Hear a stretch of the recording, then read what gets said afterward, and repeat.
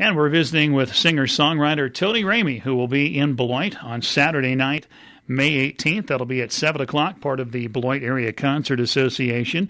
And you obviously can get admission through that, or you can buy tickets separately for $25. And Tony, look forward to seeing and hearing you in Beloit.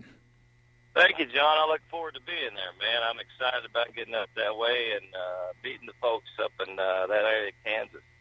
Well, you've had a chance to kind of form a partnership with Dig It Deep Records. You're the artist on their label now, and you've struck up a friendship with Beloit native. That's Kurt Morosis, and we had a chance to visit with Kurt. And I used to trade baseball cards with Kurt a long time ago. It's good to have you guys coming to Beloit. Yeah, well, we're excited about coming, and yeah, Kurt is just a great, solid dude, man, and a great songwriter in his own right. He's been writing songs forever and a music lover, and so it's really good to start right there in the heart of America and form a partnership with those guys because they believe in the music, and that's what's always mattered to me, you know, and so that's what we're trying to do with the songs is go to the heart of the folks listening, and that's what we're doing, I think, with this label. We're starting in the heart of America and going to just try to spread outwards, you know. Let's talk a little bit about your career. You've been singing and writing songs for a long time. You've got 4 gold records that you have written. I Don't Want This Song to End for John Michael Montgomery. Something to Write Home About for Craig Morgan. Second Chance by Trisha Yearwood. And Hot Grease and Zydeco for George Strait. So you've had a lot of success as a songwriter. Well, yeah, I've been very blessed, man. I thank you for saying so. I've been very blessed. I was in Nashville for about 15 or 16 years, and writing for publishers. I wrote for George Strait and then a company out of New York called Cherry Lane, who started with John Denver and Elvis Presley's catalogs. And so, you know, I played that game for a while and toured as an independent artist. Had a few record deals that just didn't quite work out in Nashville. And so when I met up with Kurt and business partner and manager Dennis Cooper, you know, at that time we just sort of all were at the same place musically, and then we felt like something had been lost in mainstream, and we're just going to try to inject it back into the folks' lives, you know, and music is the album's called Throwback, and that's kind of what we're all about, man. We're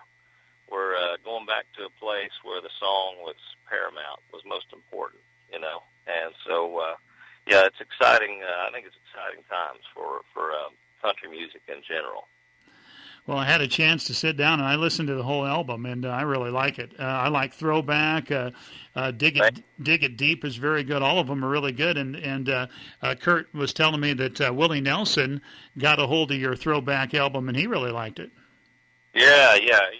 He had some good things to say and was very complimentary about my singing and songwriting. And coming from that source, you know, it's something I can be a little bit proud of. I don't want to ever get too big for britches, but it's always nice when somebody, Willie Nelson's character, has some good things to say about your music, you know. Tony, let me ask you this about songwriting. You always hear stories about how songwriters, when the urge hits them, when they get that creative, whatever it is, you just have to sit down and write the song then and there, wherever you're at. Have you had some experiences like that? Absolutely, and you know, a lot of my writing takes place in my head anyway, so I don't necessarily have to have a pen and paper or a guitar, you know.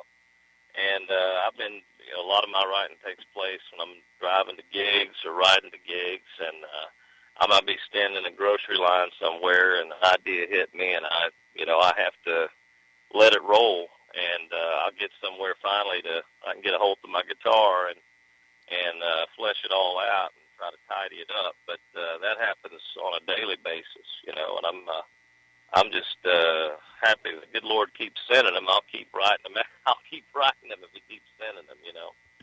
All right. Well, Again, it's Saturday night, May 18th at 7 o'clock. We're visiting with singer-songwriter Tony Ramey. Kurt Morosis of Beloit Native will be there, and he'll do some tunes as well, and so will Pete Guile of Scandia.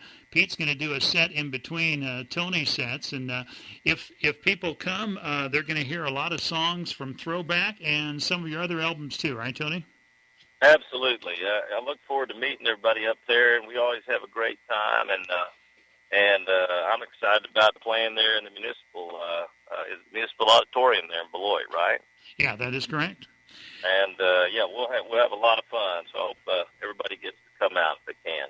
Well, and you've really got some exciting things going on. You've got this new album as far as your career is concerned.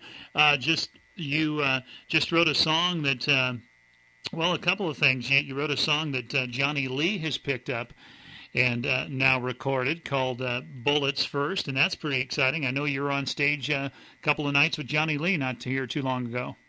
Right, yeah. As a matter of fact, it was Thursday and Saturday night. I did a couple of dates with Johnny, and we wrote some songs together while we were on the bus, and I got a chance to go up and play some songs with him on stage, and it was a fantastic time. Johnny's a great guy, still got a fantastic voice and a restless heart. You know, he's still the urban cowboy that we all know. He sings just as good as he ever has, and writes just as good as he ever has. So that was a lot of fun. And Bullets First has kind of revived his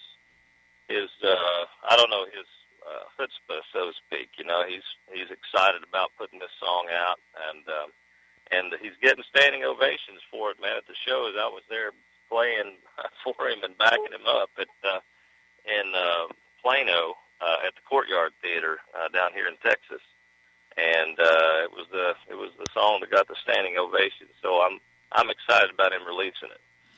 And one other thing we want to mention too that's going on for you, there is a movie coming out, The Last Ride, and I believe that's June 2nd, and you did the soundtrack for that, or the title song, if you will.